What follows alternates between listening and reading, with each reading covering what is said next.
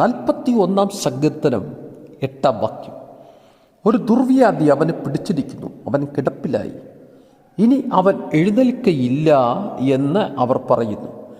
ജീവിതത്തിൻ്റെ പരിപരിക്കൻ അനുഭവങ്ങളിൽ അത് കടഭാരമാകാം, രോഗമാകാം, മാറാ വ്യാധികളും ദുഃഖങ്ങളും സങ്കടങ്ങളുമാകാം.